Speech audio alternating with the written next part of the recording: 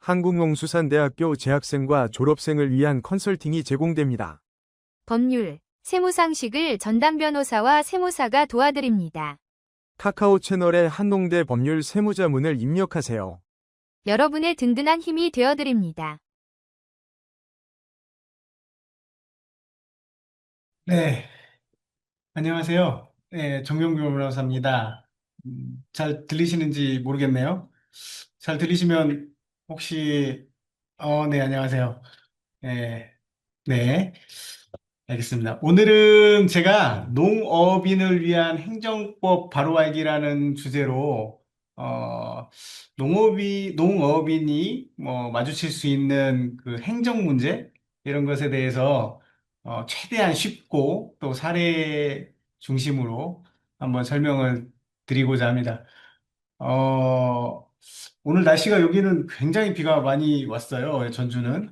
어, 다른 지역도 어떤지 모르겠는데, 아무튼 수해 피해 입지 않도록 하셨으면 좋겠습니다.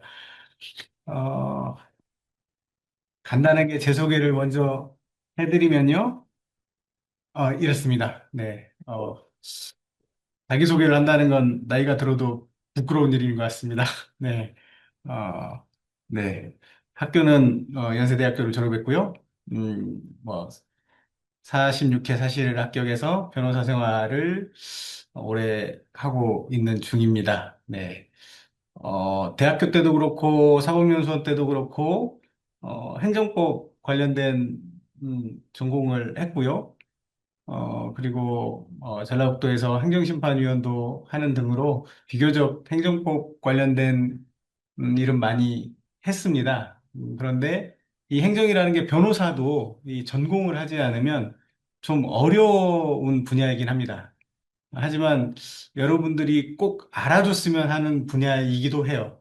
이유는 우리가 법률이 되게 많잖아요. 되게 많아요. 그런데 보통 뭐 육법전서 이런 얘기 들어보셨는지 모르겠는데 뭐 헌법, 형법, 상법, 민법, 그 민사소송법, 행정소송법, 형사소송법 딱 하고 나머지는 다 행정법이에요. 그렇게 이해하셔도 거의 틀리지 않습니다. 그런 정도로 행정법은 엄청 범위가 넓습니다. 다만 행정법이라는 법은 없어요. 단일한 법으로 있는 게 아니라 정말 많은 법들이 다 행정법의 카테고리 안에 들어오는 거죠. 그런 것처럼 행정은 우리 생활에도 엄청나게 많은 영향을 미치고 있고 특히 농어업인도 행정과 관련된 아마 분쟁이나 또는 그 관련된 사례들을 굉장히 많이 접할 거라고 저는 생각하고 있습니다. 그런데 이걸 한번 행정법이 전체적으로 어떤 구조인지를 한번 이렇게 들어놓으면 그래도 나중에 졸업을 하시거나 실제 뭐 여기 졸업하신 분들도 있는지 모르겠는데 그런 분들이 자기 사업을 하거나 또는 농업이나 업에 종사할 때 큰 도움이 될 거라고 생각합니다. 네. 오늘 강의의 흐름은 이렇게 할 거예요.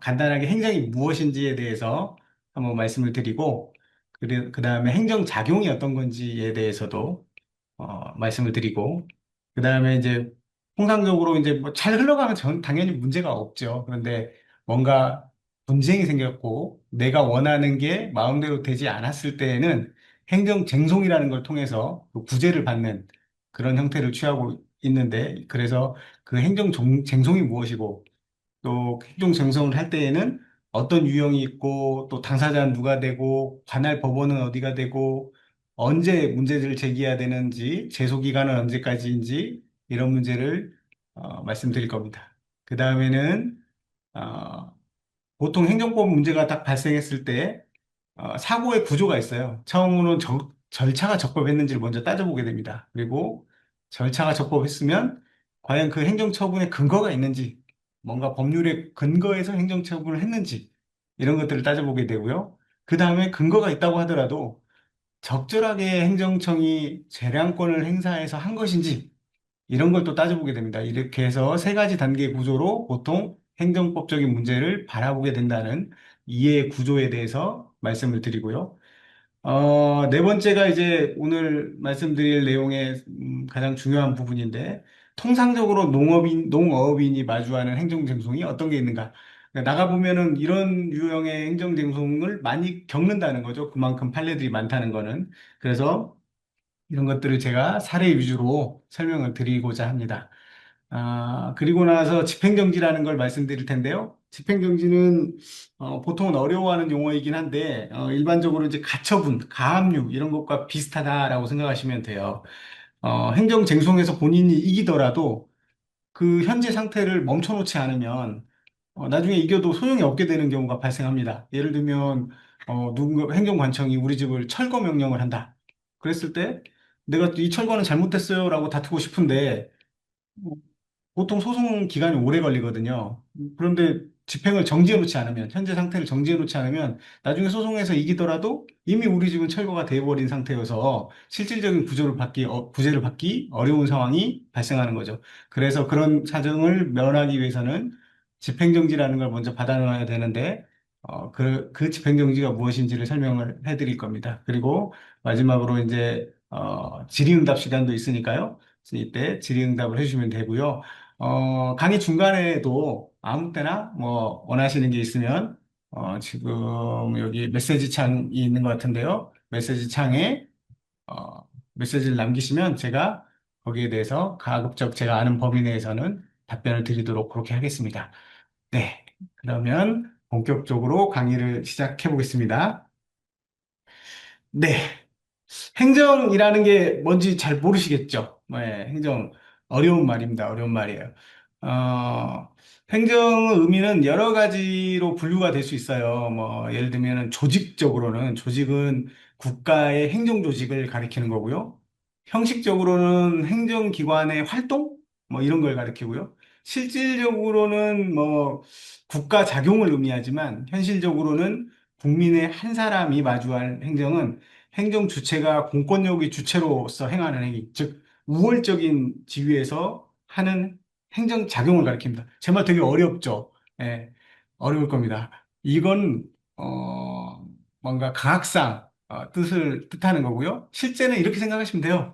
도청, 시청, 군청에서 하는 일이다라고 생각하면 굉장히 간단하게 이해하실 수 있을 겁니다. 물론 도청, 구청, 시청 같은 데서 행하는 것이라고 하더라도 행정작용이 아닌 것도 있어요. 예를 들면 도청에서 우리 집 땅을 뭐 수용하는 게 아니라 뭐 필요해서 사적으로 사고 싶을 수도 있어요. 뭐 예를 들면 도청 건물을 짓는데 좀 일부 땅이 더 부족하다. 그래서 협상해서 살 수도 있어요. 수용하기 전에. 이런 것들은 그냥 단순한 매매입니다. 이런 거는 행정작용이라고 할 수가 없죠.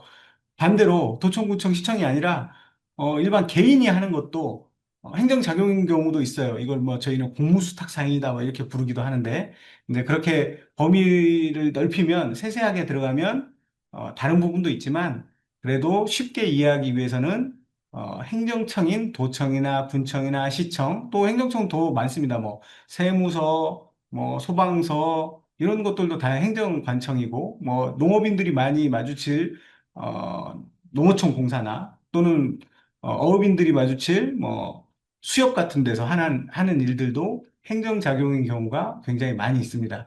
그래서 그들이 국민을 상대로 어떠한 행정작용을 하는 것들을 대부분 그냥 행정이다 이렇게 이해하시면 엄밀하게 정확하진 않지만 대략적으로는 맞는 얘기다 이렇게 말씀드릴 수가 있을 것 같아요. 네.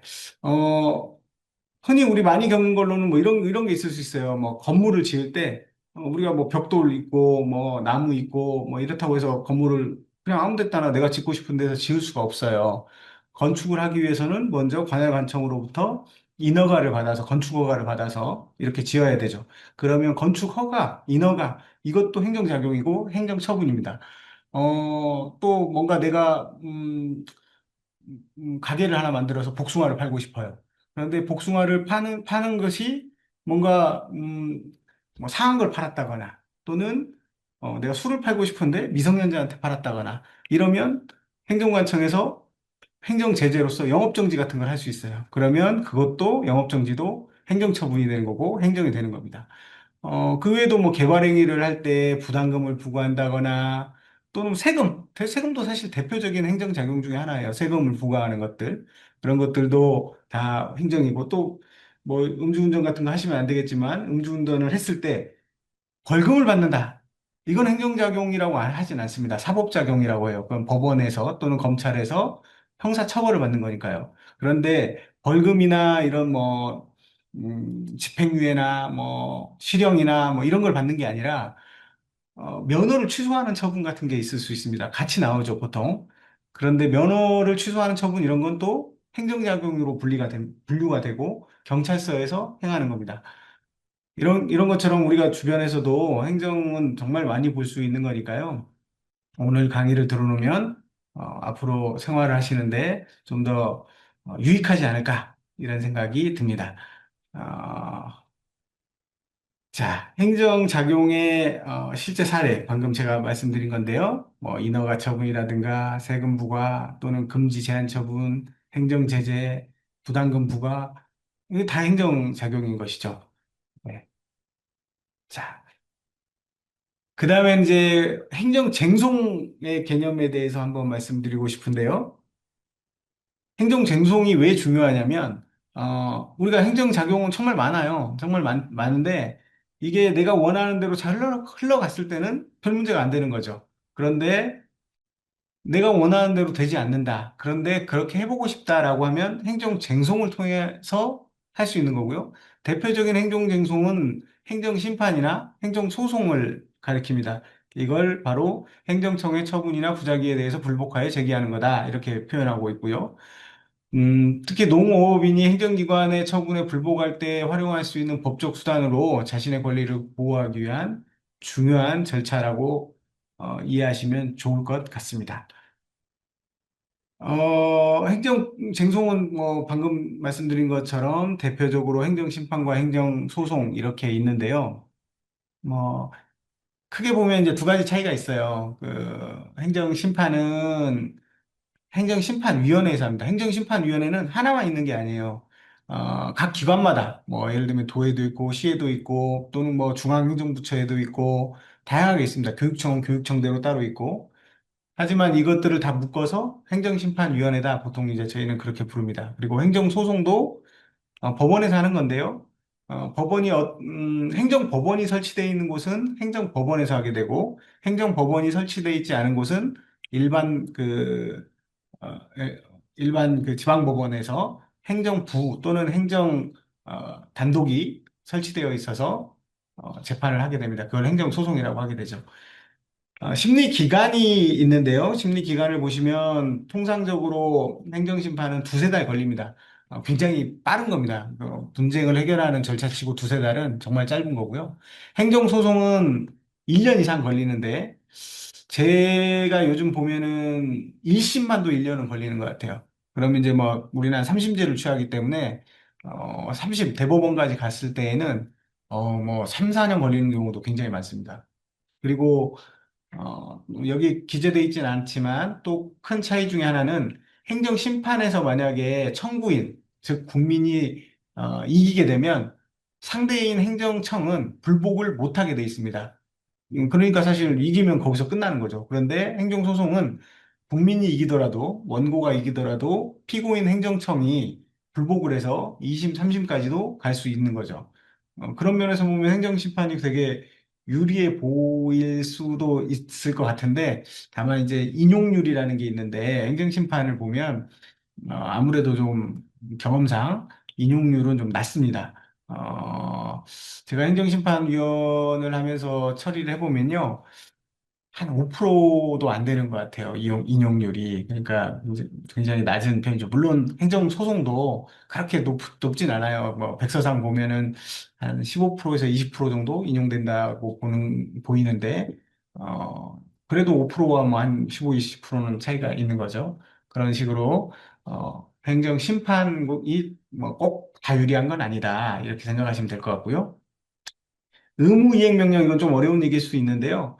행정청으로 하여금 어떠한 행위를 하라고 명령을 내리는 거예요. 그거는 행정심판에서는 가능한데 행정소송에서는 어렵습니다.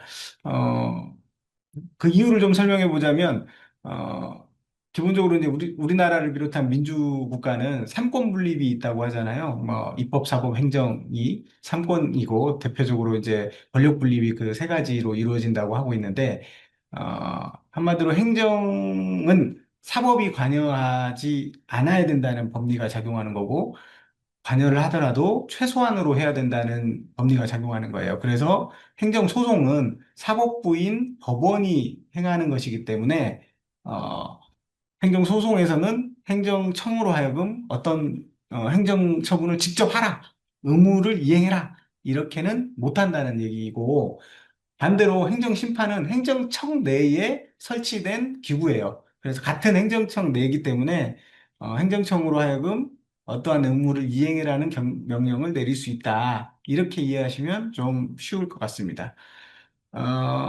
그러면 행정심판과 행정소송은 어떤 관계가 있느냐? 행정심판을 거쳐야만 행정소송을 할 수 있는 경우도 있어요. 그런 것들을 저희는 행정심판 전취주의다, 이렇게 표현하고 있고요. 어, 그런 경우들은 뭐, 예를 들면 공무원에 대한 징계 처분, 이런 것들, 또는 음주 같은 면허에 대한 구제 같은 거, 이런 것들은 행정심판 전치주의가 있어서 행정심판을 거쳐야만 행정소송에 갈 수 있습니다. 하지만 그런 특수한 특별법에 있는 몇 가지를 제외하고는 대부분은 행정심판을 거치지 않고도 행정소송을 할 수 있고요. 또는 동시에도 가능합니다. 동시에 가능하지만 행정소송에서 변론 종결 전에 행정심판은 마쳐야 된다라는 뭐 조건이 있긴 합니다. 이게 좀 어려울 수는 있는데 기본적으로는 선택하실 수 있다. 보통의 경우에 이렇게 이해하면 대개는 맞을 거라고 생각을 합니다. 네. 그래서 제가 끝에 특별한 경우는 제외하고는 행정심판과 행정소송 중에 선택할 수 있다. 이렇게 어, 한 거고요. 네. 자, 행정소송의 유형도 한번 뭐 살펴볼 필요가 있는데요. 행정소송은 이렇게 크게 보면 네 가지가 있어요. 이게 행정소송법에 아예 규정이 있는 거거든요. 행정심판법에도 이런 규정이 있고요. 항고소송이라는 거는 행정청 처분에 대해서, 처분이나 부작위에 대해서 제기하는 소송이에요. 어, 그리고 당사자 소송은 행정청의 처분을 원인으로 한 법률 관계에 관한 소송. 그리고 민중소송은 법률에 위반되는 행위에 시정을 구하는 소송. 그리고 기관소송은 국가 또는 공공단체 기관 상호 간의 다툼에 관한 소송이다. 이렇게 정의되고 있는데 어렵죠. 예, 이거는 뭐 법률을 전공하는 사람들도 이런 말로 하면 어렵습니다. 어렵고, 쉽게 보면 이 기관소송과 민중소송은 거의 없다고 보시면 돼요. 그리고 개인적인 차원에서 제기할 가능성은 없다고 보셔도 뭐 크게 다르지 않습니다. 그래서 기관소송과 민중소송은 사실상 뭐 이런 소송이 있다 정도의 이름만 기억하시면 될 것 같고, 당사자 소송도 거의 존재하지 않습니다. 다만 당사자 소송에서 우리가 접할 수 있는 것은 토지 수용이 된 경우에 토지 수용 보상금 증액 같은 거를 많이 청구하게 되는데 어, 이런 경우를 우리는 당사자소송이라고 불러요. 참고로 토지가 수용되는 경우에는 제 경험상으로는 이의 신청을 먼저 하고 그 다음에 행정 심판에 해당하는 수용 재결을 한번 또 재결 이의 신청을 또 하고 그 다음에 행정 소송으로 증액 소송을 하고 요렇게 하면 대부분은 한 3% 정도 많으면 5% 정도가 오릅니다. 이유는 행정 감정평가의 시점이 점점점 이렇게 뒤로 가는데 우리나라 부동산의 가액이 떨어지는 경우보다는 대개는 오르기 때문에 자연스럽게 그렇게 올라가고요. 그렇기 때문에 뭐 팁을 드리자면 토지 수용이 되면 그냥 토지 수용해서 그 비용을 받고 종결하기보다는 이의 신청이나 또는 증액 소송을 하시는 게 통상적으로는 유리하다고 말씀드릴 수 있을 것 같아요. 그렇게 되면은 뭐 내가 소송하거나 이의 신청하면은 기존에 나오는 보상금은 못 받는 거 아니야? 이렇게 생각하실 수가 있는데 그렇지 않습니다. 보상금은 보상금대로 받은 상태에서 소송을 진행할 수 있고요. 다만 보상금을 받으면 그때 어, 공탁금을 수령할 때 거기에 이의유보라는 그 내자를 쓰고 갖고 오거나 이의유보란에 부의표를 하고 갖고 오면 전혀 분쟁을 하는데 지장이 없다. 이건 뭐 상식선에서 알아두면 좋을 것 같습니다. 어, 마지막으로 가장 중요한 게 이제 항고소송이에요.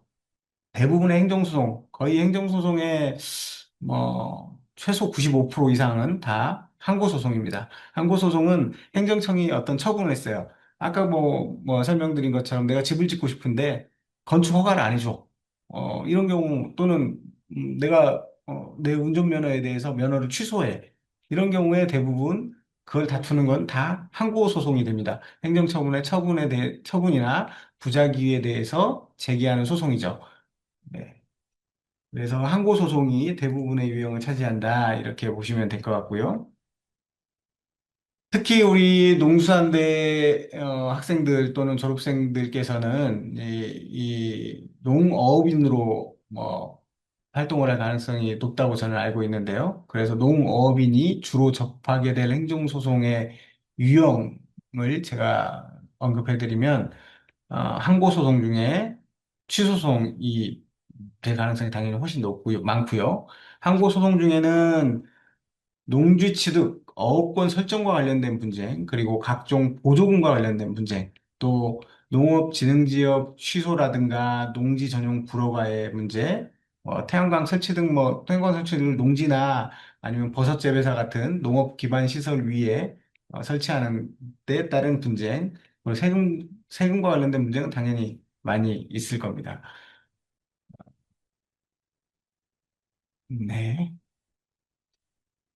참고로 이 세금과 관련된 거는 나중에 세무사님이 또 이러한 강의를 통해서 강의를 하실 거기 때문에 오늘은 세금과 관련된 부분을 뺀 나머지 행정 분쟁에 대해서만 강의를 해드리도록 하겠습니다. 네. 행정 소송을 기본으로 제가 오늘 설명을 드릴 텐데요.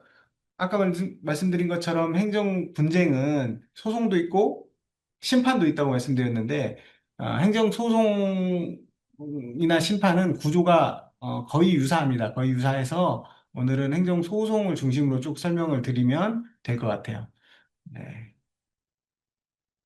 음, 이해들은 좀 되시나요? 제가 혼자 떠드는 것 같아가지고 네, 그렇습니다. 네. 아무튼 궁금한 게 있으면 언제든지 중간중간에 질문해 주시면 될 것 같아요. 네, 행정 소송의 경우에 당사자는 원칙적으로 행정처분을 한 상대방인 행정청이 피고가 되고요. 보통 피고는 시장, 군수 같은 지방자치단체장이나 또는 세무서장, 장관 등 중앙정부 기관장이 그 상대방이 돼요. 당연히 원고는 행정처분의 상대방인 국민이 되겠죠. 일반 국민이 될 거고요. 어, 당사자가 잘못되면은 행정소송은 각하가 됩니다. 그래서 당사자 지정은 굉장히 중요한데 보통 행정처분 문서에는 당사자가 이렇게 표시되게 돼 있어요. 그러니까 그걸 보고 당사자를 특정하면 크게 문제는 없을 것이라고 생각이 듭니다. 네. 그리고 행정소송을 어디서 다투느냐도 중요한데, 아까 행정심판위원회는 각 기구별로 나눠져 있기 때문에 그 기구에 따른 심판위원회를 찾아가시면 될 것 같고, 법원 같은 경우에는 일반적으로는 피고 행정청이 있는 곳을 관할하는 행정법원입니다. 농수산대가 있는 전주 같은 경우에는 전주지방법원이 전라북도 안에 있는 모든 행정청을 상대로 하는 행정소송을 관할하게 됩니다. 전주에서 하게 된다는 거죠. 그리고 중앙행정기관이 피고인 경우에는 대법원 소재지 행정법원이 관할하게 되고, 음, 중앙행정기관이 요즘은 그 세종시에 되게 많잖아요. 세종시에 와 있는 예를 들면 문화체육관광부다. 그럼 그 장관이 무슨 처분을 했는데 다투고 싶다. 그러면 대법원이 소재하는 곳이 지금 서울이잖아요. 서울을 관할하는 행정법원인 서울행정법원이 관할이 됩니다. 물론 세종을 관할하는 곳이 지금 대전이거든요. 그래서 대전행정법원도 관할은 있습니다. 그러니까 중복해서 관할이 생긴다는 거고요. 부동산과 관련된 처분인 경우에는 부동산 소재지를 관할하는 행정법원도 관할이 있습니다. 예를 들면은 뭐 전주에 있는 내 땅을 국가기관이 뭘 짓는다고 해서 강제로 수용해 갔다. 근데 아까 말씀드린 보상금 증액소송 같은 것을 하고 싶다라고 하면 그 기관이 서울에 있다고 하더라도 이 땅이 전주에 있기 때문에 전주 법원에도 할 수 있다. 이런 겁니다. 네. 이 관할은 아까 그 당사자하고는 다르게 관할을 잘못 지정했을 때에는 그래도 크게 문제되진 않아요. 왜냐하면 이송해 줍니다. 그 관할이 잘못됐다고 하면 예를 들면 전주지방법원에 소재기를 해야 될 것을 서울행정법원에 소재기를 했으면 서울행정법원에서 전주법원으로 이송해 줍니다. 다만 이제 이송하는 절차에서 한 두 달 뭐 이 정도가 더 소요될 여지는 있죠. 음, 제소 기간도 한번 뭐 보면 좋을 텐데요. 행정 처분을 다투는 거는 빠르게 행정 작용을 안정시키기 위해서 일반적으로 제소 기간을 굉장히 짧게 두고 있습니다. 그래서 행정소송 불안정한 행정 관계를 신속하게 확정하기 위해서 짧은 제소 기간을 두고 있고 행정 처분이 있음을 안 날로부터 90일, 있은 날로부터 1년 둘 중에 하나가 빨리 지나가면 끝나버려요. 이걸 넘어서 소재기라면 각하가 돼서 원고가 패소하게 됩니다. 그렇기 때문에 이걸 지키는 건 되게 중요한 것이죠. 그리고 일부 처분에 대해서는 더 짧은 행정소송 제소기간이 적용되는데 예를 들면 토지 수용 같은 경우에 90일, 그리고 징계 같은 경우에 60일 이런 식으로 더 짧게 적용하고 있습니다. 그래서 행정소송을 제기할 때는 빨리빨리 해야 된다. 기본적으로 이렇게 생각하시면 될 것 같고요. 어, 네, 뭐 질문이 들어와서, 음, 자, 질문의 요지는 토지 수용 보상을 시세대로 해준다고 했을 때 증액 신청을 하면 되는 건가요? 어, 네, 토지 수용 보상의 원칙은 시가 보상이 원칙입니다. 예전에 뭐 권위주의 시대 때는 굉장히 이걸 낮춰가지고 뭐 보상도 해주고 했기 때문에 뭐 불만이 많았지만 요즘은 실거래가와 큰 차이가 없이 보상해 주는 경우도 많다고 합니다. 많다고 하는데 다만 차이가 뭐냐면 국가기관에서 특정 지역을 갖다가 수용하려고 할 때 미리 이렇게 그 시세들을 묶어놓기 위해서 어, 한 수년 전부터 시세를 못 올리게 하기 위한 조치들을 취하는 경우들이 있어요. 뭐 예를 들면 공원 구역으로 묶어놓는다든가 아니면은 뭐 개별 그 토지 공시지가를 갖다가 올리지 않는다거나 이런 식으로 이제 묶어놓는 형태로 사실상 좀 불이익을 받는 경우도 있지만 크게 불만이 없는 것 같아요. 요즘은 다만 아까 그 증액과 관련돼서 신청하면 되는 건가요? 이렇게 얘기했는데 네, 1번부터 답변을 드리면 토지 수용 보상을 시세대로 해준다고 했을 때 증액 신청을 하면 되는 건가요? 그렇습니다. 예, 증액 신청을 하면 되는 거고요. 증액 신청을 하게 되는 게 증액을 신청하는 방법이 두 가지가 있는데 이의 신청을 하는 방법이 있고 증액 청구 소송을 하는 방법이 있어요. 이거는 순서대로 다 거쳐야 됩니다. 이의 신청을 먼저 하시고 그다음에 수용 재결을 하시고 그다음에 그 중앙행심위에서 재결을 하고 그다음에 법원에 증액 소송을 하고 이렇게 하는 건데요. 이 할 때마다 새롭게 감정을 하게 되고 당연히 뭐 시간상 뒤로 가기 때문에 보통 부동산 시세가 오르는 걸 감안해서 조금씩이라도 오릅니다. 물론 간혹 획기적으로 오르는 경우들이 있어요. 뭐 예를 들면은 뭐 비교 표준지가 잘못된 감정을 앞에 해가지고 수용을 했다거나 이런 경우에는 아주 획기적으로 많이 오르기도 합니다. 그렇지만 그게 아니라고 하더라도 보통은 증액 신청을 하게 되면 오르는 경우가 많다 이런 거고요. 두 번째 질문은 농지은행을 통해 임차를 한 땅을 돈을 들어가면서 갖고 있는데 땅 주인이 잘 안 보이네요. 어, 반면만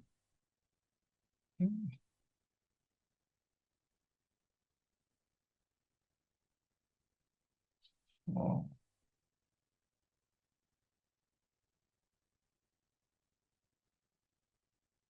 이게 그 질문하신 분의 질문 요지가 제가 잘 이해가 안 가서 그러는데요. 어, 네, 알겠습니다. 네. 나중에 이렇게 물어보시니까 제가 이해가 안 가서 그러니까요. 나중에 저희 법인에 질의하시는 거 아까 뭐 안내 받으셨던 걸로 알고 있는데, 그렇게 질의를 해주시면 제가 다시 답변을 해드리도록 하겠습니다. 네. 요거는 이제 행정행위가 있었을 때 이게 적법한지 아닌지에 대한 판단을 어떻게 할지의 문제입니다. 어려운 얘기일 수 있는데 그냥 쉽게 설명드리면 일단 행정청이 어떤 행위를 했어요. 그러면 이게 절차가 적법한지를 먼저 한번 따져봐야 됩니다. 이 절차라는 건 행정절차법에 일반적인 절차가 있고, 그리고 각 행정법에 개별적인 또 절차 규정이 있어요. 예를 들면 행정처분은 이렇게 문서로 해야 됩니다. 문서로. 그런데 이제 문서가 나한테 이게 오지 않으면 그건 제대로 된 절차가 아닌 거죠. 그리고 행정처분을 하기 전에 사전에 그 당사자로 하여금 뭔가 변명의 기회를 주게 사전에 의견을 제출할 수 있는 기회를 줘야 되는데 이게 이제 이루어지지 않았을 경우에도 절차가 적법하지 않다는 이유로 취소될 수도 있습니다. 이렇게 절차가 먼저 적법한지를 먼저 따져보고 절차가 적법했다면 법률적 근거가 있는지 이게 이제 저희는 법률 유보다 이렇게 이제 법률 용어로 표현하는데 행정작용은 기본적으로 법에 근거한 작용이기 때문에 어떤 법에 있길래 당신이 그러한 행정처분을 하느냐라고 물어볼 수 있는 거죠. 그래서 그 행정행위의 법률적 근거가 있는지 여부를 한번 따져봐야 돼요. 두 번째 단계로. 그리고 세 번째 단계로 법률적 근거도 있는 행정처분이라고 하더라도 이게 재량권을 넘어가면 안 된다는 거죠. 그래서 재량권 일탈 남용이나 또는 위법하다고 하더라도 행정청이 어떤 행위를 해줄 것처럼 신뢰를 줬어요, 당사자에게. 그러면 그게 법률에 위반된다고 하더라도 그 신뢰를 보호해줘야 된다라는 원칙이 있습니다. 그게 신뢰 보호의 원칙이라고 하는데 이렇게 세 단계로 절차가 적법했는지, 법률적 근거가 있는지, 그리고 재량권 행사가 적정한지 이렇게 세 가지 단계를 거쳐서 모두 다 이제 적법하다고 하면 행정작용이 적법하다 이렇게 판단이 되는 거고요. 이 중에 하나라도 적법하지 않다라고 하면 행정작용이 부적법하다라고 해서 그 처분을 취소하는 이런 구조로 가게 되는 겁니다. 자, 뭐, 간단하게 앞에 설명을 하려고 했던 것들이 꽤 시간이 길어졌는데요. 지금부터가 농어업인들이 많이 마주하는 행정 쟁송의 유형을 사례별로 제가 나눠서 설명을 해드릴 겁니다. 먼저 가장 큰 게 농지 취득 자격 증명 미발급 처분 취소입니다. 농지, 보통은 이제 전이나 답이나 이런 것들을 가리키죠. 뭐, 과수원도 뭐 농지일 것이고요. 이런 것들을 취득하기 위해서는 원칙적으로 농취증이라고 불리우는 농지 취득 자격 증명서를 발급받아야만 취득을 할 수 있어요. 물론 예외도 있죠. 뭐 상속을 받는다거나 뭐 이런 경우에는, 뭐 예외적으로 농취증이 없더라도 이거를 농지를 취득할 수 있는 경우도 있긴 하지만 대부분은 농취증이 필요합니다. 그런데 이 농취증이 많은 경우에 발급이 거절돼요. 꽤 많이 거절됩니다. 꽤 많이 거절되고 그걸 다투는 소송이 정말 많습니다. 정말 많아요. 어, 그래서 농취증 발급이 거부된 경우에는 어떻게 대응할 것인지에 대한 설명을 해드리고 싶은데, 어, 가장 많이 이제 다투는 게 그런 겁니다. 이건 실질적으로 농지가 아니에요라고 다투는 거죠. 왜 그러냐면 농취증이 필요한 농지는 지목이라고 하는 거는 우리가 등기부 같은 거 떼보면 거기에 이제 뭐 지목이 나옵니다. 이게 뭐 논인지, 밭인지, 그러니까 뭐 답인지 전인지 이런 표시들이 있는데 기본적으로는 행정관청에서는 이렇게 지목만 보고 농지라고 생각이 되면 농취증이 필요하다라고 요구를 해요. 그런데 우리 대법원 판례에 의하면 실질적으로 농지를 사용하지 않는 경우에는 농취증이 필요 없다라고 판시를 하고 있습니다. 그래서 이거는 실질적으로는 농지가 아니고 이미 뭐 그 위에 건물을 지어가지고 오랜 시간을 사용했다거나 아니면 묵림이라고 해가지고 이미 뭐 농지가 아닌 산이 돼버렸다거나 이런 식으로 주장하면서 이거는 농지가 아니니까 농취증이 필요가 없습니다라고 소명을 해서 농취증 발급을 없이도 취득할 수 있는 길이 있고요. 또 취득 전에 불법 건축물이 있다는 이유로 농취증 발급을 거부하는 경우도 굉장히 많습니다. 그러니까 먼저 원상을 회복을 해라. 그러니까 논이나 밭 위에 건물이 있는 걸 철거하지 않으면 우리는 농취증을 내줄 수 없어요. 행정관청에서 그렇게 하는 경우들이 왕왕 있습니다. 그런 경우에는 어, 이 농취를 취득을 해야 내가 이 건물을 철거할 수 있는 권한이 생기지 않겠습니까? 라고 다투어서 이기는 경우들도 꽤 많아요. 그러니까, 요즘은 그러다 보니까, 농취증 발급하는 관서에서 조건부로 농취증을 발급하는 경우도 꽤 많습니다. 당신이 이 농지를 취득하면 얼마 이내에 그 위에 있는 불법 건축물을 철거하시오. 만약에 그 조건을 이행하지 않으면 우리가 농취증 발급한 거를 취소하겠습니다. 이렇게 그렇게 되면 이제 농지를 강제로 매각해야 되는 농지 처분 명령 같은 걸 나올 수 있는 것이죠.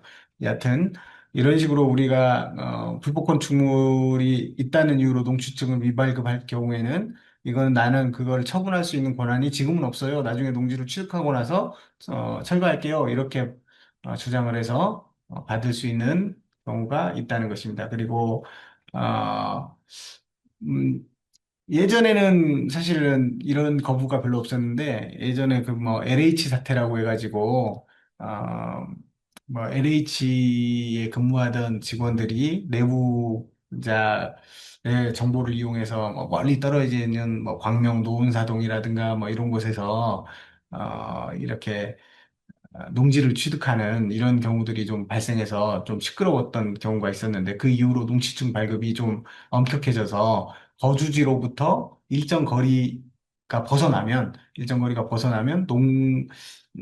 농지증 발급을 뭐 사실상 거부하는 경우들이 굉장히 많아졌어요.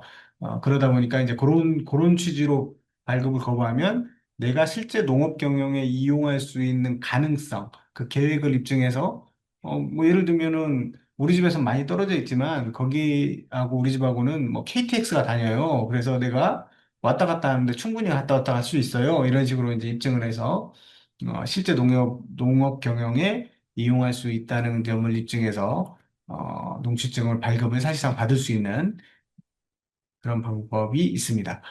네. 그리고 네. 방금 설명드린 것과 이제 반대로 이미 취득한 농지를 처분해라. 강제로 처분해라는 농지 처분 명령도 왕왕 나옵니다. 그런데 이러한 처분 명령이 나왔을 때에 대응하는 방법은 예를 들면 농지 처분 명령이 많이 나오는 게 그거예요. 농지증을 발급받고 농지를 취득했는데 실제 농지로 사용하지 않고 있다는 현황 조사를 한 후에 그럴 거면 처분하세요. 이렇게 명령을 하거나 이런 경우들이 이제 굉장히 많은데, 이런 경우는 전체 면적은 아니라도 내가 일부는 농업 경영에 이용했어요. 이렇게 이제 입증하면서, 처분 명령을 취소시키는 경우도 있고요. 아니면 내가 농업 경영을 안 하려고 한 게 아니라 뭐 몸이 너무 아파가지고 입원하느라고 올해는 농사를 못 졌어요. 이런 식으로 이제 입증을 해서 불가피하게 농업 경영을 하지 못한 상황이 있다라는 걸 입증해서 농지 처분 명령을 취소시키기도 합니다. 이 아래 보면은 참고로 이제 상속으로 취득한 1000제곱미터 이하의 농지는 자기가 농업 경영에 이용하지 않는다고 하더라도 처분 의무가 없습니다. 그러니까 어, 아까 상속으로 인한 경우에는 농취증도 필요가 없다고 했잖아요. 그래서 1000제곱미터 이하의 농지의 경우에는 농취증도 필요 없고 농지로 사용하지 않는다고 하더라도 결국은 처분명령 대상도 아니라는 이런 결론에 이르게 되는 겁니다. 음, 그리고 이제 세 번째는 우리 농지 전용 불허 또는 농지 원상회복 및 복구 명령 취소. 이것도 굉장히 빈번하게 일어나는 농지 관련된 행정처분인데요. 어, 예를 들면 농업진흥구역 안에 농지에 내가 건물을 짓고 싶어요. 농막 같은 거는 조그맣게밖에 못 지니까 주택을 건축하거나 또는 뭐 계획관리지역 같은 경우에는 내가 거기에 뭐 전원주택 같이 카페를 지어서 뭐 운영하고 싶거나 이런 경우도 있죠. 그런 경우에는 이제 농지를 전용해달라는 전용 허가를 신청하게 되는데 이게 상당히 많은 경우에 또 불허가가 납니다. 그러면 이런 경우에는 농업진흥구역 안에 있지만 네. 농업진흥구역 안에 있지만 실질적으로는 이게 농지 보전의 가치가 그렇게 높지 않아요. 모양새가 우리만 좀 다른 농업진흥구역하고는 떨어져 있어요. 이렇게 이제 입증을 해서 농지 전용 허가를 받아내기도 하고요. 아니면은 인근에 이미 뭐 다른 카페도 많고요. 건물도 많아요. 근데 우리 거는 그 사이에 끼어 있는데 우리 것만 안 해주는 건 말이 안 돼요. 이렇게 인근의 개발 사정이나 또는 토지 위치의 특수성을 입증해서 전용 허가를 받는 경우도 있습니다. 그리고 이제 농지 원상 회복 및 복구 명령이라는 것도 꽤 많이 나오는 것 중에 하나인데요. 보통 이제 우리가 농지 가봤을 때, 뭐 한쪽이 이렇게 농지가 꺼져 있거나, 또는, 농지가 이제 울퉁불퉁하거나, 뭐 이런 경우들이 이제 많이 발생하잖아요. 그러면 이제 농지를 성절토합니다. 뭐 쌓아 올리거나 또는 깎아 내리거나 이렇게 하는 경우들이 있는데, 이런 경우에는 개발 행위를 한 자가 아니다. 내가 예를 들면은 보통 직접 거기 성설토를 하진 않잖아요. 뭐 어디 업체를 통해서 하거나 이런 경우들이 있는데 그래서 내가 직접 한 게 아니에요. 이렇게 다퉈서 이기는 경우도 물론 있습니다. 왜냐면 몰랐다는 식으로 얘기를 해서 그리고 또 경작을 위해서 필요합니다. 이게 이제 경작을 하려면 배수 같은 게 잘 돼야 되는데 지금 있는 땅 모양새상으로는 배수 같은 게 잘 안 돼요. 그래서 내가 어쩔 수 없이 객토를 하거나 뭐 정지 작업 또는 양배수를 위한 수설을 설치했어요. 뭐 이렇게 하면 이 시설이 옹벽은 안 돼요. 옹벽은 안 되고 2m 이상이 돼도 조금 어려워요. 그런데 2m 이하의 성토는 이렇게 농지를 더 잘 활용하기 위한 목적으로 한 것이에요라고 설명을 하면서 개발의 허가가 필요하지 않으니까 농지 원상 회복 및 복구 명령 대상이 아니에요. 이제 이렇게 다퉈서 이기는 경우도 있습니다. 그리고 유사하게 어민의 경우에도 이와 유사한 게 이제 공유수면 원상 회복 명령이라는 게 뭐 나오기도 하는데 이것도 마찬가지로 내가 그 공유수변 뭐 점용 사용한 게 아니에요라고 하면서 명령을 취소시킬 수 있는 경우들이 꽤 있습니다. 그러니까 이런 부분들은 참고해 두셨다가 혹시 나중에 이제 농지의 모양을 좀 평탄하게 해야 된다든가 이럴 때 참고하시면 좋을 것 같습니다. 요거까지만 하고 한 10분 쉬었다 하면 좋을 것 같은데요. 농업 경영체라는 것도 이제 농업을 하시는 분들은 뭐 등록을 하면 거의 필수적이죠. 뭐 이걸 등록을 해야 우리가 이제 직불금 같은 것도 받는데 도움이 되고 하니까 농업 경영체 등록을 하게 되는데 농업 경영체 등록은 보통 이제 농수산물 품질관리원장 뭐 이런 데뭐 하게 되죠.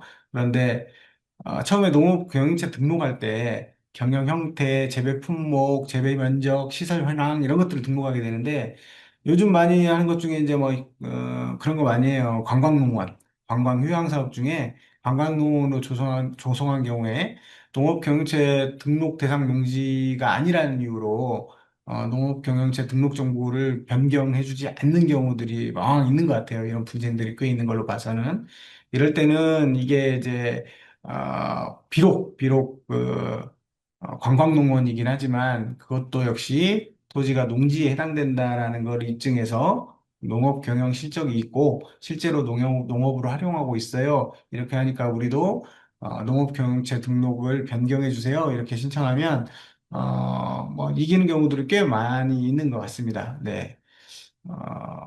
이런 것들은 알아두시면 좋을 것 같아요. 어, 네. 그러면 농지와 관련된 것들을 대략 한번 알아봤고요. 조금 시간이 이르긴 한데, 뭐, 관련 카테고리가 한번 끝나서, 다음에 한 10분 쉬었다가 보상금 관련된 행정소송을 하면 좋겠습니다. 지금이 7시 44분이니까요. 쉬었다가 7시 54분에 다시 시작을 하도록 하겠습니다. 네.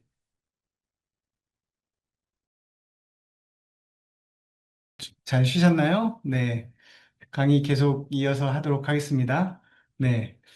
음, 아까는 이제 농지와 관련된 것을 했고요. 이제 이번에는 보상금과 관련된 분쟁에 대해서 말씀드리겠습니다. 아까 얼핏 뭐 말이 나와서 한번 했던 얘기이긴 한데, 보통 농지가 토지수용위원회에 의해서 수용되는 경우는 빈번하게 발생합니다. 네, 농지가 수용될 경우에는 토지에 대한 보상금과 별도로 영농 손실 보상금이라는 걸 지급하게 되어 있는데요. 이게 이제 타인 소유의 농지를 경작하는 경우에는 수용 주체가 누가 이 농지를 경영하는지 알 수가 없어서 영농 손실보상금을 지급하고 싶어도 지급을 못하는 경우들이 발생을 해요. 그렇기 때문에 내가 타인 소유의 농지를 뭐 임대차하거나 어떤 경위에 의해서 아무튼 타인 소유 농지에서 농지를 경영하고 있는 경우에는 토지가 수용됐을 때 별도로 토지 수용 주체인 토지 수용 회사에게 가서 적극적으로 손실보상금, 영농 손실보상금을 청구하는 게 맞습니다. 그리고 자기 농지라고 하더라도 이 지분권자인 경우들이 있어요. 내가 뭐 우리 형제들하고 같이 공유하고 있는 농지에서 나 혼자 거기서 농사를 짓고 있다. 이러면 보통 그 손실보상금을 영농 손실보상금을 지급할 때 토지 소유자 전원의 동의를 받아와라. 이런 경우들이 왕왕 있는데 실제 전원의 동의는 필요하지 않습니다. 네. 종중 땅의 경우에도 마찬가지예요. 종중 땅의 경우는 종중이라는 게 보통은 농지를 소유할 수 없는 경우가 맞죠. 왜냐하면 종중은 기본적으로 농지증을 취득할 수가 없기 때문에 종중은 원칙적으로는 농지를 소유하지 못해요. 예외적으로 금양 농지라고 해가지고 그 산에 붙어 있는 이 농지들이 있어요. 거기서 나오는 소작료로 뭐 제사 대금을 충당한다든가 이런 목적으로 종중의 소유를 인정해주는 농지가 있긴 하지만 원칙적으로는 종중이 소유를 못하게 되어 있습니다. 하지만 어떤 이유든 실질적으로 종중 땅인 경우도 있고 또 어떤 특별한 이유에 의해서 종중 명의로 명의 신탁자가 기재되면서 종중 명의의 토지로 남아있는 농지들도 있긴 있어요. 예외적으로. 아무튼 명의가 종중으로 되어 있든가 아니면 실질적으로는 뭐 연명이든 뭐 종중 대표명이든 사람 이름으로 되어 있지만 실질적으로는 종중 땅인 경우든 어떤 경우든 상관없이 그 종중 땅을 내가 경영하고 있다라는 걸 입증하면 그 종중 땅이 수용될 때 영농송실보상금은 종중에게 지급되는 게 아니라 실질적으로 농사를 짓고 있던 사람에게 지급이 되는 겁니다. 그렇기 때문에 실질적으로 농사를 내가 종중 땅을 빌려서 짓고 있다고 한다면 어, 손실보상금은 농사를 짓는 개인이 가져갈 수 있는 거죠. 그렇게 생각하시면 좋을 것 같습니다. 네. 그리고요.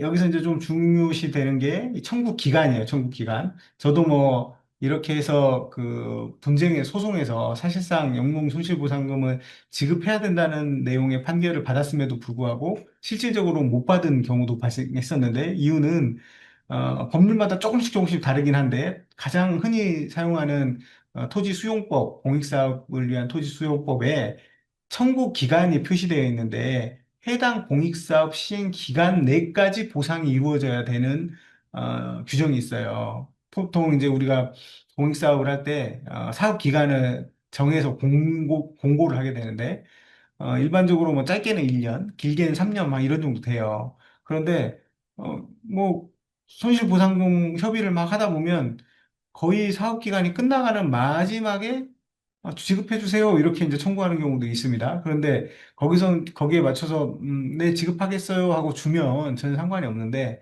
아니 못 주겠어요 하면 이제 소송을 해야 되잖아요. 그럼 소송을 하는 중간에 이 사업 기간이 넘어가 버려요. 그러면 소송에서 이기고도 손실보상금을 못 받는 경우가 발생하더라 이겁니다. 그래서 영농 손실보상금 같은 경우에는 사업 기간 실시 초기부터 영농 손실보상금을 요청하는 게 혹시라도 그런 실수를 없앨 수 있다 이런 팁을 드릴 수 있을 것 같아요. 그리고 이제 보상 금액을 산정하는 기준도 있는데 보면 실제 소득을 입증하는 경작자는 수용 면적의 단위 면적당 실제 소득의 2년분을 곱해서 산정한 금액을 보상해 주는 게 원칙적인 모습인데 실제 소득이라는 것도 이제 문제죠. 왜냐하면 농업이 이제 면세인 경우들이 많아서 내가 경작해서 얻는 소득에 대해서 입증 자료가 부족한 경우들이 되게 많아요. 일반적으로 우리 뭐 장사하는 분들이나 가게에서 뭐 물건을 팔거나 음식을 팔거나 이런 분들은 거기에 맞춰서 이제 세금을 내잖아요. 소득세를 내니까 내가 얼마의 소득을 올리고 있다는 게 뭐 성실하게 세금 신고만 하면 뭐 입증이 어려운 문제가 아닌데 농업의 경우에는 면세다 보니까 딱히 이걸 입증할 수 있는 서류가 없는 경우들이 왕왕 있어요. 그렇기 때문에 여러분들이 농업이나 어업에 종사할 때 이 소득에 대한 것도 자료를 좀 갖고 있는 게 혹시라도 이런 손실보상금 관련된 분쟁을 대비할 수 있는 겁니다. 뭐 내가 뭐 농협에 무슨 내가 지은 뭐 쌀을 갖다가 납품했을 때 얼마를 받았다는 영수증이라든가 뭐 그렇게 농협 같은 경우 농협이 기관이니까 보관하고 있어서 그나마 다행인데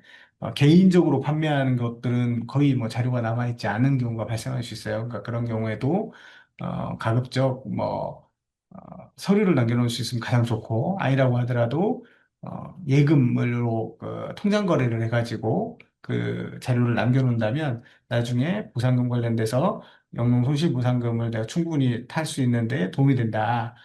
이렇게 생각하시면 좋을 것 같습니다. 그리고요, 영업 제한과 관련된 게 행정조사, 쟁송 뭐 이런 것들이 있어요. 일반적으로는 행정소송 중에 굉장히 많은 유형 중에 하나입니다. 예를 들면은 흔히 우리가 뭐 음식점 같은 데서 아까도 말씀드린 것처럼 뭐 미성년자한테 술을 팔았다. 또는 뭐 음식점 안에서 뭐 무슨 시골 조금 한적한 데 가면은 가든 같은 데서 도박도 하고 막 이러잖아요. 고스톱을 쳤다. 이런 거 걸리면 이제 영업정지를 해요. 그 영업정지에 대해서 다투는 소송이 굉장히 많습니다. 굉장히 많아요. 왜냐하면 영업정지라는 게 보통 짧게는 15일, 길게는 3달, 뭐 이렇게 영업정지를 하는 경우가 많은데, 15일을 영업정지 하더라도 영업의 연속성이 떨어지기 때문에, 실질적으로 그 15일만 타격이 입는 게 아니라 그 가게 자체 운영에 큰 문제가 발생하는 경우도 있기 때문에, 비록 15일이라는 짧은 기간 영업정지를 하더라도 다투는 경우들이 굉장히 많아요. 그리고, 어, 아까 그 제가 목차 설명드릴 때 맨 마지막에 할 얘기 중에 하나인 집행정지라는 제도가 있어가지고 일단 소송을 하면서 영업정지 처분을 멈춰놔요. 그렇게 해서 멈추고 있다가 비수기 때 이 영업정지를 받으려는 목적으로라도 영업정지를 하는 경우들이 굉장히 많은데 이 농업인의 경우에도 영업정지를 받는 경우들이 있습니다. 예, 뭐 대표적으로 이제 여기 표시해 있는 것처럼 농업인도 환경오염이나 악취 발생 등의 문제로 대부분 이제 환경법적인 문제로 영업정지를 받는 경우들이 많이 있어요. 그렇기 때문에 혹시라도 이런 영업정지를 받게 되면 거기에 대해서 이제 다투기 위해서는 이런 정도의 대응을 하면 어떨까라고 생각이 돼서 제가 해봤는데요.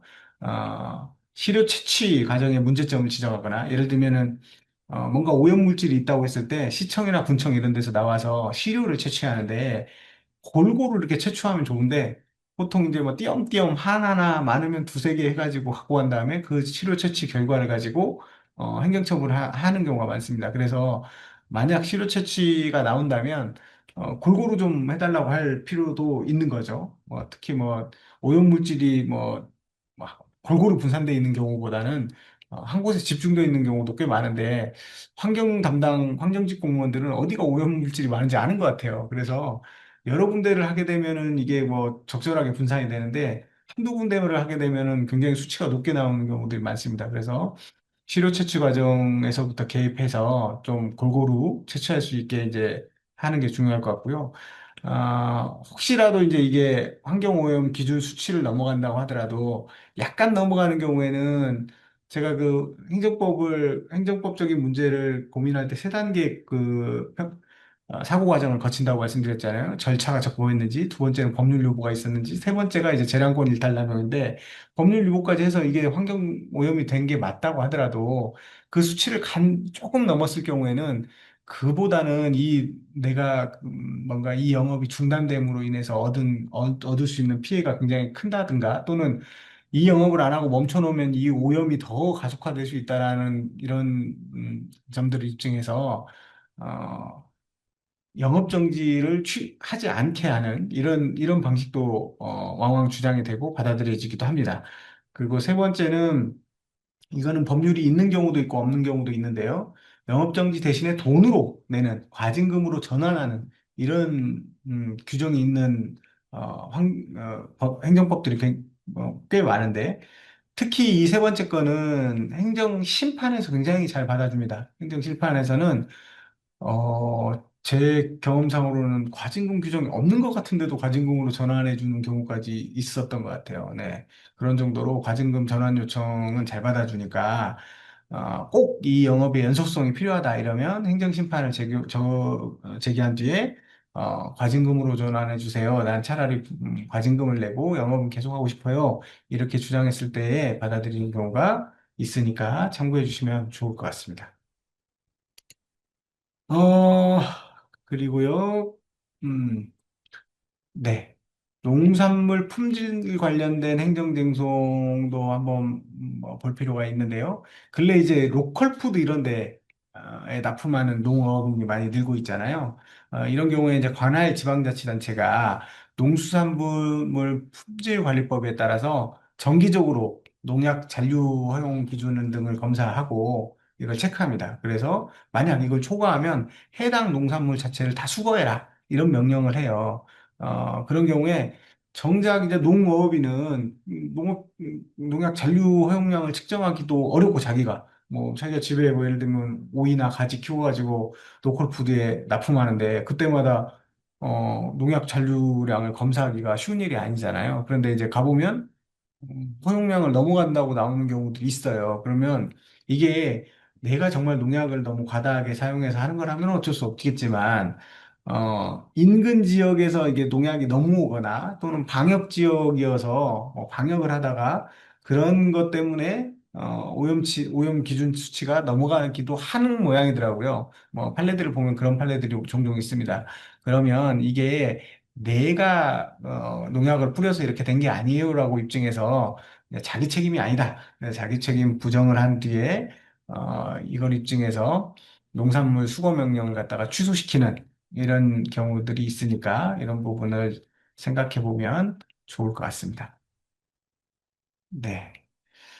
그리고 이제 개발행위 불허가 처분 취소 이건데요. 개발행위라는 건 굉장히 넓은 개념이에요. 그래서 개발행위 허가는 기본적으로 특히 농지 같은 경우에 다른 목적으로 사용하고 싶다. 농지 위에 건물을 짓고 싶다거나 농지 위에 태양광을 설치하고 싶다거나 농지를 다른 목적으로 아무튼 사용하고 싶으면 기본적으로 개발행위 허가를 받아야 되는 것인데 어, 흔히 많이 있는 것 중에 하나가 농지 또는 뭐 재배사와 같은 건물 옥상에 태양광을 설치하는 경우가 많아요. 이런 경우에 개발행위 역시 받아야 되는데 관할구청이 뭐 미관을 해친다는 이유로 불허가하는 경우가 굉장히 많고 또 농업진흥구역 같은 경우에는 농지의 집단화를 해친다는 이유로 불허가하는 경우들이 많습니다.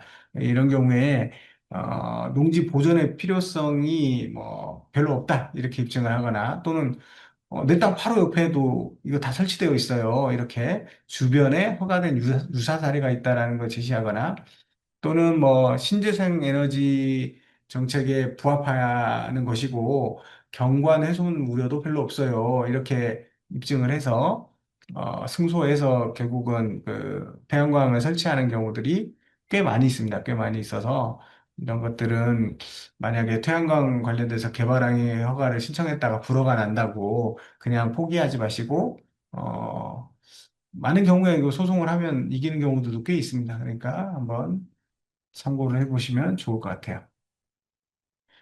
그리고 이제 농지 같은 경우가 이제 진입로 분쟁이 굉장히 많은 영역이에요. 왜 그러냐면 농지는 맹지가 되게 많아요. 공로로 진입할 수 있는 땅과 공로와 떨어져 있는 땅을 우리가 이제 맹지라고 일반적으로 부르는데 맹지에 있는 농지의 경우에는 공로와 연결되는 토지가 예전에 보면 농로가 되게 좁잖아요.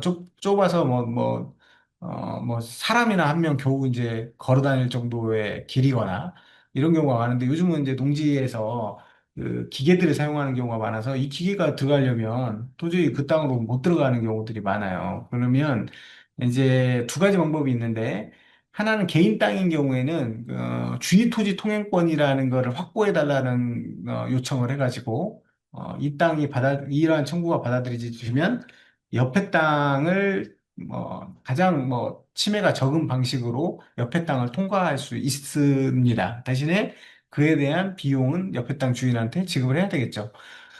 그런데 그거 말고, 옆에 토지가 국가나 지방자치단체인 경우에는 이건 행정법적인 영역으로 넘어오기 때문에 농지 출입을 위한 진입로 사용허가 신청을 하면 돼요. 그러면 불허가 하는 경우도 있는데 이런 경우에는 농지 사용을 위해 꼭 필요하다는 걸 입증을 하면 많은 경우에 승소합니다. 특히 일반 그 주변 땅이 개인 소유인 경우와 달리 국가나 지자체가 소유한 경우에는 이런 경우에 꼭 토지가 아니라 국어, 그러니까 뭐 물길이 흘러가는 거 위에도 뭐 다리 같은 걸 놓거나 또는 상판 같은 걸 얹어서 실질적으로 통행을 할 수 있으면 국어를 점유할 수 있게 해달라는 진입로 사용허가를 요청해서 받아들여주는 경우도 꽤 많습니다. 그러니까 내 땅이 뭐 맹지이지만 주변에 국가나 지자체 소유 토지가 있고 그 토지를 지나면 공로로 갈 수 있다라고 하면 이렇게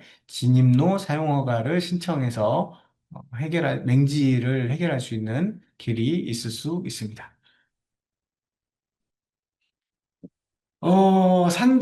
산업재해 관련된 행정소송은 일반적으로는 농어업인들과는 좀 거리가 있을 것이라고 생각하실 텐데 그렇지 않습니다. 농어업인의 경우에도 산업재해 관련된 행정소송들이 의외로 있는데요. 특히 뭐 요즘은 이 사진에도 나오는 것과 같이 농기계 같은 거를 사용한다든가 또는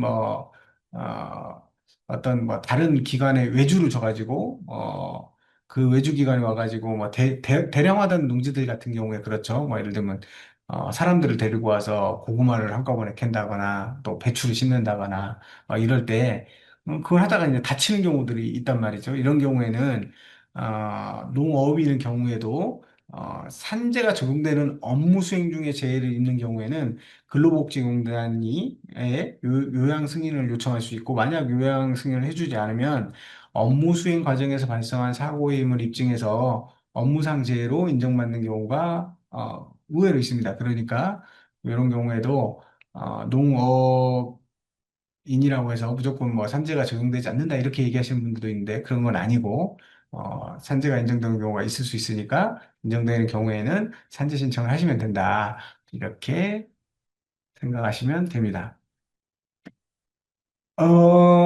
그리고요. 네.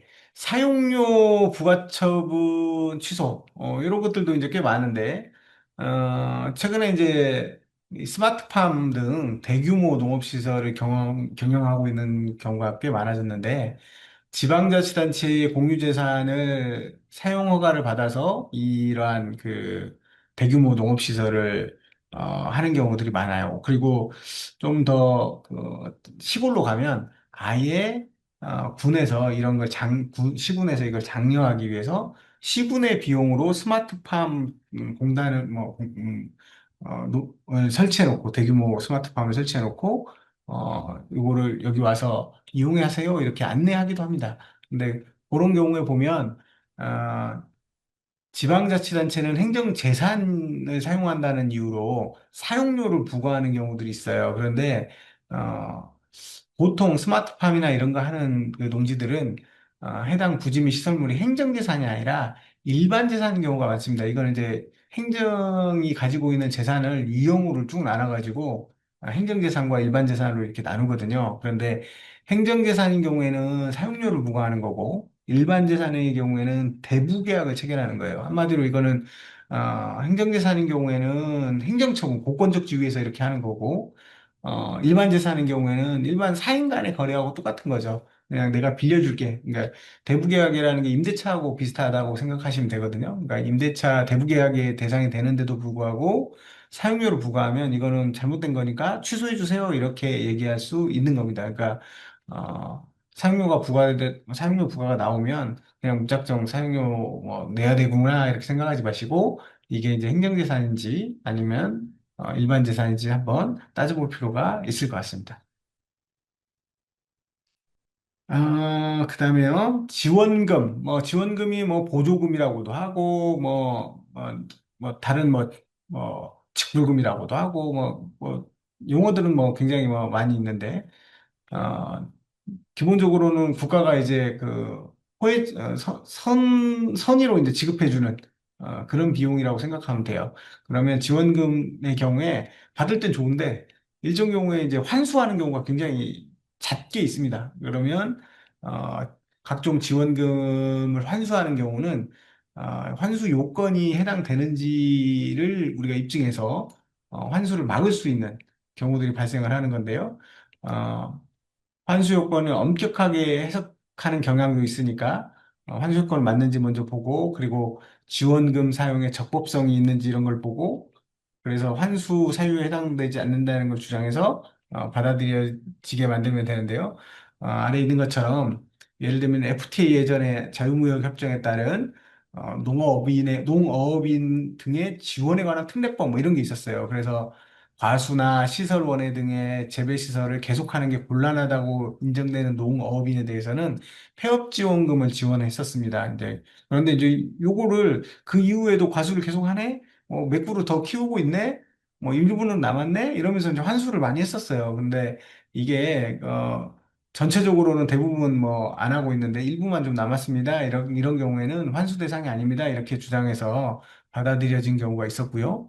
또 가축 분뇨 공동 자원화 시설 개보수 지원 사업 예전에 시골에서 조그맣게 돼지를 키우거나 닭을 키우거나 막 이렇게 하면 이 분뇨를 처리하는 시설을 개보수하는 돈 같은 게 이제 지급됐었는데 이러한 보조금에 대해서도 굉장히 많이 환수를 했었어요. 근데 보조금은 이 두 가지 이외에도 굉장히 많이 있는데 나머지도 마찬가지로 환수하는 규정이 일단 있는지를 먼저 보고 그 규정의 요건이 충족했는지를 보고 요렇게 한 뒤에 환수가 잘못됐어요 이렇게 다투면 되는데요.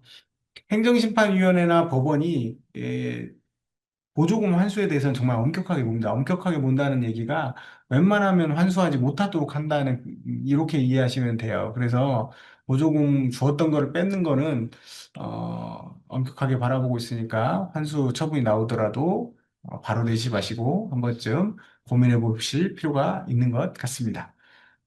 네. 그리고 이제 어업인들의 경우를 이제 좀 살펴볼 텐데요. 어업인의 경우에는 이렇게 한 세 가지 정도가 이제 흔히 있는 것 같아요. 일단은 면허 양식장 대체 개발 처분 취소 또는 그 취소 처분을 취소하는 경우들이 발생하는데 면허 양식장에 대해서 관할 지방자치들이 예를 들면 관할 구역이 변경된다거나 또는 대체지 그러니까 지금 하고 있는 곳이 아닌 다른 곳으로 옮겨주세요 이렇게 하는 이유로 다른 곳으로 바꿔서 이제 면허양식장의 위치를 변경시키는 경우가 있는데 이게 바로 대체지에 대한 개발 처분이라는 겁니다. 이렇게 대체지 개발 처분에 대해서는 어, 옮기라고 할 때도 있지만 옮긴 걸 다시 취소하기도 해요. 그래서 개발 처분, 취소 처분을 취소하는 좀 말이 좀 어려운데 쉽게 얘기하면 양식장을 일로 옮겨라고 했다가 아니 다시 원래로 돌아가 이렇게 얘기하기도 한다는 말이에요. 이런 경우에 면허 양식장 대체 개발은 사실상 양식장 이전을 의미하고 이게 일반 그 농지와 달리 농지는 이제 눈에 땅들이 보이잖아요. 땅들이 보여서 이 땅은 좋은 땅, 저 땅은 좀 별로인 땅 이런 것들이 보이는데 양식장 같은 경우에는, 면허 양식장 같은 경우에 바다에 있단 말이에요. 그래서 그 물밑이 잘 보이질 않고, 해류의 흐름이 그때그때 많이 바뀌어요. 그래서 올해는 조개가 굉장히 잘 컸는데, 내년은 안 클 수도 있고, 마찬가지로 올해는 김양식 이쪽은 잘 됐는데, 한 1, 200m만 가도 김양식이 안 되고, 이렇다고 하더라고요. 그러다 보니까, 이 면허양식장은 이전을 하면 사실상 이거는 폐업시키는 경우가 같은 경우도 발생을 해요. 그래서 그 면허양식장 대체 개발을 하게 되면 큰 경제적 손실을 가져갈 수 있기 때문에 거꾸로 법원에서도 굉장히 엄격하게 이걸 다루어서 어, 국민의 권리를 보호해 주려는 이런 방식으로 심리를 하고 있으니까요. 양식장 옮겨라고 하면 그대로 따를 거는 아닌 것 같아요. 예, 한 번쯤 고민해 볼 필요가 있는 것 같고요. 또 어업면허 승인 처분 취소 이런 것도 있는데요. 일정 규모 이상의 어업을 영위하기 위해서는 어업 면허가 필요해요. 그런데 관할관청이 어업 면허에 대해서 인접어장이나 타 업종과의 민원 분쟁을 해결을 조건으로 많이 어업 면허를 승인해 줍니다. 그러니까 내가 이 지역에서 예를 들면 조개를 캐고 싶으니까 여기 어업 면허를 설정해 주세요. 조개를 키우고 싶어요. 이렇게 하잖아요. 그러면 그 인근에 있는 다른 어업권자들한테 뭐 동의서를 받아오라고 한다든가 또는 뭐 그쪽에서 뭔가 민원 제기하는 사람이 있으면 민원 제기하는 사람하고 합의를 해오라고 한다든가 이런 걸 조건으로 하는 경우가 굉장히 많습니다. 어떻게 보면 좀 월권이다 싶을 정도로 많아요. 근데 한편으로 이해해 보면 이 바다에서 이루어진 일은 서로 인근의 사람들하고 이제 뭐랄까 이 분쟁들이 있을 여지가 꽤 많기 때문에 웬만하면 사이가 좋은 사람들로 하여금 면허를 계속 유지하게 하려는 목적도 있는 것 같아요. 아무튼 이렇게 타업종과 인접어장 및 타업종과 민원 분쟁을 이유로 기존에 해줬던 어업면허 승인을 취소하거나 또는 해당 민원 분쟁 해소를 조건으로 면허 승인을 해주는 경우가 많은데 이런 경우에는 어, 예를 들면은 인접어장의 그 어업 면허권자 동의를 얻어오세요. 이렇게 한다거나 또는 그 사람의 민원을 해결해 주세요. 이렇게 이제 조건을 걸었을 때 결국은 동의를 얻지 못하고 또는 민원을 해결하지 못하더라도 내가 동의를 얻도록 노력하고 또 분쟁을 해결하도록 민원을 해결하도록 노력했다라는 거를 입증하면 꼭 그런 결과물이 나오지 않더라도 노력했다는 사실만으로 어업 면허를 유지하거나 또는 못 받았던 어업면허를 승인해 주라고 법원이 판결을 합니다. 그러니까 그런 부분을 감안해서 어업면허 승인이 조건부로 나오더라도 이 조건을 지키지 않았다고 취소하면 그렇게 내가 노력했습니다라는 점을 입증해서 유지할 수 있다는 점을 알아두시면 좋을 것 같고요. 그리고 이제 5천 개 설립 인가 신청 반려처분 취소. 네, 이것도 굉장히 많습니다. 이건 특히 제가 보니까 부산 쪽이 되게 많은 것 같던데 다른 바닷가 지역은 그래도 기존 5천 개만으로 이렇게 뭔가를 운영되는 것 같은데 부산이나 경남 쪽은 신규 5천 개 설립이 굉장히 활발한 것 같아요. 그쪽에 이제 판례들이 많은 걸로 봐서는요. 아무튼 의외로 어촌계 설립과 관련된 행정 분쟁이 많은데, 어업 면허를 어촌계에 승인을 해주는 경우가 많고, 기존 어촌계 가입은 또 어려워요. 텃세들이 심해가지고, 기존 어촌계 가입은 용이하지 않기 때문에, 이런 이유로, 새로운 어촌계를 설립하려는 시도가 굉장히 많은 것 같은데, 관할관청이 인근 어촌계와 업무구역, 경제권 중첩 등을 이유로 인허가를 잘 받아주지는 않는 것 같아요. 그러니까 이런 경우에는 대부분 소송을 통해서 어촌계 설립을 받는다 이런 얘기가 있을 정도로 그러니까 어촌계 설립을 해주는 게 수산업 협동조합법에 의해서 수협이 해주는 건데 수협이 어촌계를 승인해 주는 게 아니라 법원이 어촌계를 승인해 준다는 우스갯소리가 있을 정도로 소송을 통해서 많이 어촌계가 설립되는 것 같은데 이런 경우 아무튼 수산업 협동조합법의 요건만 갖추면 법률상으로는 어촌계 설립이 인가돼야 맞고 실제로 그렇게 인가되는 경우가 많습니다. 그러니까 인근 어촌계와 어구역만 겹치지 않으면 한번 어촌계 설립도 해볼 만한 것인 것 같아요. 그리고 마지막으로 이제 그 어업 정지 처분이라는 것도 있는데요. 이게 영업 정지하고 비슷하게 수산업법 위반 행위, 예를 들면은 잠수 장비를 착용하고 해산물을 채취한다든가 또는 물고기 작은 거, 예, 체장 미달의 물고기를 포획한다든가 이런 경우에는 수산업법 위반 행위를 이유로 일정 기간 어업 정지를 하는 경우가 있어요. 어업 면허가 있더라도 당신 15일간 물고기 잡지 마 또는 한 달간 물고기 잡지 마 이렇게 어업 정지가 나오는 경우가 있는데 어업 정지가 나오는 경우가 있는데 이런 경우는 이제 수산업 법 위반 행위라는 게 입증을 하기가 되게 어려워요. 그러니까 물고기를 작은 걸 잡았다고 하더라도 이게 내가 그물코 자체를 아예 작은 걸 쓰는 게 아닌 이상에는 다른 걸 잡으면서 일부 이렇게 딸려올 수도 있잖아요. 근데 그런 것들을 이유로 내가 이 물고기를 잡으려고 해서 잡은 게 아니에요라고 입증을 하거나 아니면 잠수 장비를 착용하고 들어갔지만 야, 물고기를 잡은 건 아니에요라고 이제 변명을 해서 어업정지 처분을 취소시키는 경우들이 왕왕 있는 것 같습니다. 그러니까 그런 부분도 혹시라도 어업정지가 되게 되면 이렇게 요건에 맞는지를 한번 따져볼 필요가 있는 것 같습니다. 네. 네, 방금 이게 설명드린 것이고요.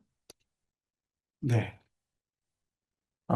집행정지라는 게 이제 포괄적으로 이제 한번 고민해 봐야 될 문제인데, 행정처분에는, 그 집행 또는 절차의 속행으로 인해서 회복하기 어려운 손해를 예방하기 위해서 긴급한 필요가 있는 경우에는 본안 소송이 계속되고 있는 법원에 처분의 효력 정지나 집행 또는 절차의 속행을 일시적으로 정지시킬 수 있다. 이게 이제 강학상 얘기하는 집행 정지의 뜻이에요.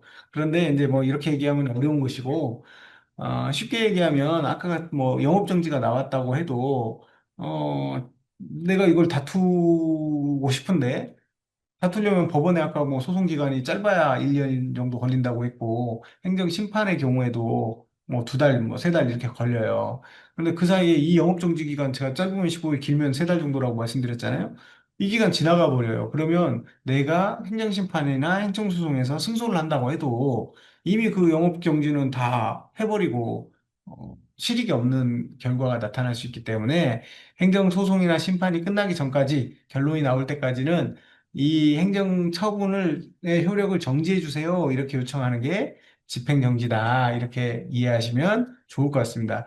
어, 보통 이제 행정소송의 경우에는 행정소송이 계속되고 있는 법원에 신청을 하는 거고요.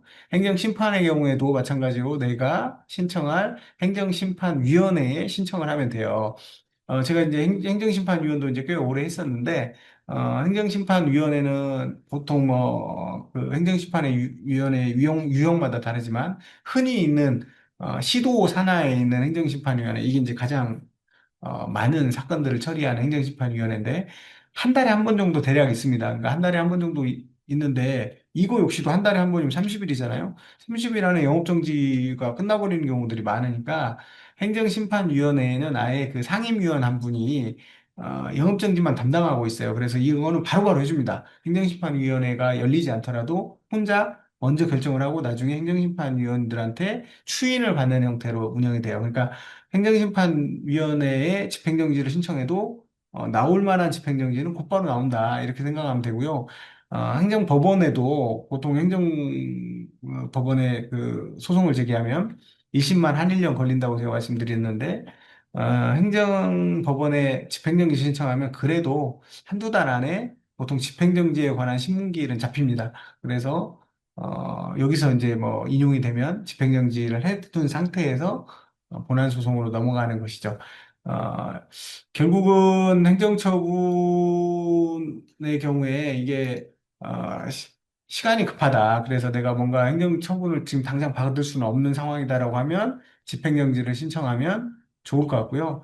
이게 일반적인 민사소송 가처분이 있어요. 가처분이라는 게 뭐냐면 예를 들면 내가 저 땅을 가지고 와야 되는데 저 땅 주인이 다른 데다 이 땅을 팔아버릴 것 같아요. 그러면 이제 우리가 처분금지 가처분이라고 해서 이 땅을 일단 다른 데 팔지 못하게 하고 묶어놓는 처분이 있는데 이거를 이제 가처분이라고 해요. 이것과 이제 유사한 게 집행정지죠. 그런데 차이점은 뭐냐면 민사는 본안 소송을 들어가기 전에도 가처분을 할 수 있어요. 그런데 행정소송이나 행정심판은 가처분에 해당되는 집행정지를 하려면 본안이 계속돼야 됩니다. 그래서 보통은 가장 빠르게 하는 방법이 동시에 접수하는 거죠. 행정심판 접수할 때 집행정지도 같이 접수하고, 행정소송 접수할 때 집행정지도 같이 접수하는 게 가장 빠른 방법이에요. 그러니까, 보통은 집행정지가 필요한 사건은 그렇게 동시에 접수를 해서 집행정지를 받아내곤 합니다.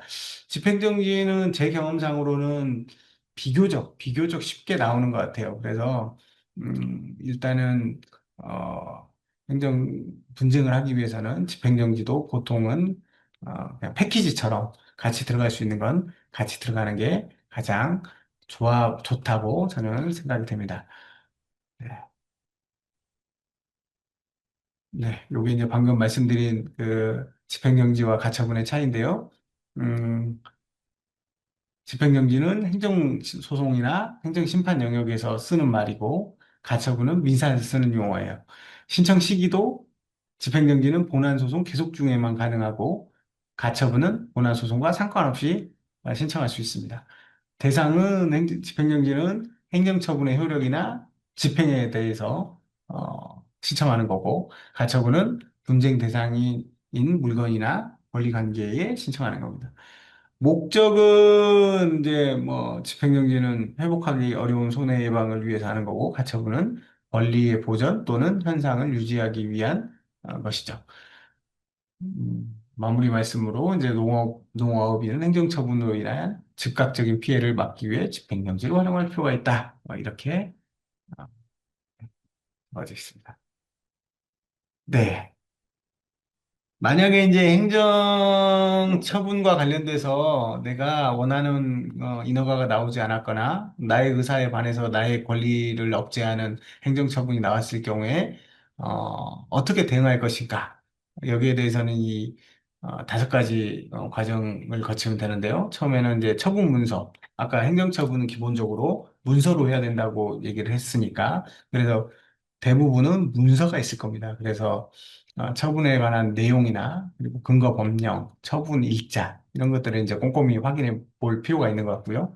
그리고 제소 기간 아까 중요하다고 말씀드렸어요. 그래서 짧다고 말씀드렸어요. 처분이 있음을 안 날로부터 90일, 있은 날로부터 1년이 보통의 행정 분쟁을 제소할 수 있는 기간입니다. 그보다 짧은 것들도 있다고 말씀드렸죠. 뭐 징계 같은 경우에 30일, 뭐 수용 같은 경우 60일 이런 식으로 더 짧은 것도 있는데 그런 것들은 거의 없습니다. 대부분 처분이 있은 날로부터 90일, 안 날로부터 90일, 있은 날로부터 1년 이게 일반적으로 대부분 적용되는 제소 기간입니다. 이걸 한번 체크해서 이 제소 기간 안에 제소를 하셔야 된다. 이렇게 보고요. 그리고 이제 제소를 하기 위해서는 결국은 뭐 증거가 필요하기 때문에 평소에 내가 분쟁을 원하는 방향으로 끌어가기 위해서는 관련 서류 그리고 뭐 사진이나 증인 등 진술을 확보해 두는 등으로 요즘 뭐 재판이나 뭐 심판을 가면 증거 재판, 증거 심판이기 때문에 이런 것들이 꼭 필요합니다. 그래서 증거 수집도 뭐 소홀하면 안 될 것 같고요. 마지막으로 이제 법률 검토를 한 뒤에 법률이라는 게 그래요. 이제 상위법인 법률부터 시행령, 시행규칙 그리고 지방자치단체 조례까지 관련된 내용들을 쭉 한번 검토해 볼 필요는 있는데 일반인 입장에서 쉽지는 않은 일일 수도 있어서 이게 필요하면 전문가와 상담하면 된다. 그리고 특히 여러분들은 이제 농업인들이고 그리고 농수산대 재학생과 졸업생이기 때문에 저희한테 물어보셔도 된다. 이렇게 생각하시면 될 것 같습니다. 네, 시간을 딱 맞추지는 못했는데요. 제가 준비한 강의는 대략적으로 마쳤습니다. 오늘 뭐 부족한 강의지만 뭐 늦게까지 경청해 주셔서 감사합니다. 네, 아까도 말씀드렸지만 뭐 혹시라도 부족한 부분이 있으면 네, 언제든지 연락을 주시면 제가 성실하게 자문에 답변해 드리도록 하겠습니다. 네. 네. 오늘 뭐 밤늦게까지 너무너무 고생하셨습니다. 뭐 편안한 밤 되시고요. 네. 다음에 기회가 되면 또 만나 뵙도록 하겠습니다. 여러분, 감사합니다.